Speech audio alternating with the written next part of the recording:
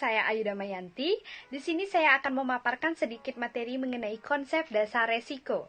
Seperti yang kita ketahui, satu hal bahwa di dalam suatu kehidupan setiap orang pasti akan berhadapan dengan sesuatu yang disebut dengan resiko. Nah, apa itu resiko?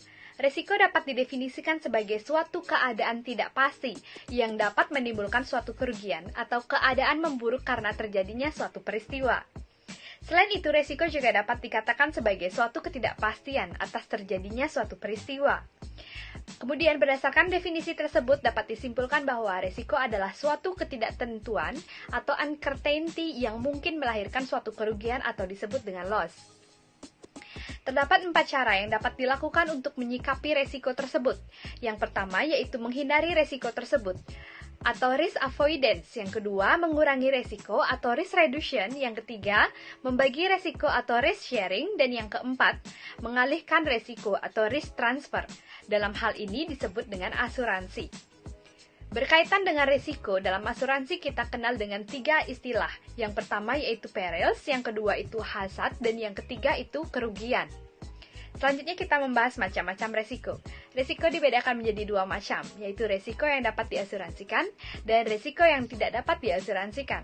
Nah, apa saja yang termasuk ke dalam resiko yang dapat diasuransikan dan resiko yang tidak dapat diasuransikan tersebut? Kita akan bahas satu persatu. Yang pertama, resiko yang dapat diasuransikan terdiri dari resiko atas harta benda kerugian, langsung maupun kerugian tidak langsung. Yang kedua, ada resiko atas diri seseorang, seperti misalnya mati muda, ketidakmampuan fisik, usia lanjut, dan pengangguran. Yang ketiga ada resiko tanggung gugat, seperti misalnya penggunaan kendaraan bermotor, penempatan atau pemakaian bangunan, memperkerjakan seseorang, memproduksi barang, dan kesalahan sebagai seorang profesional.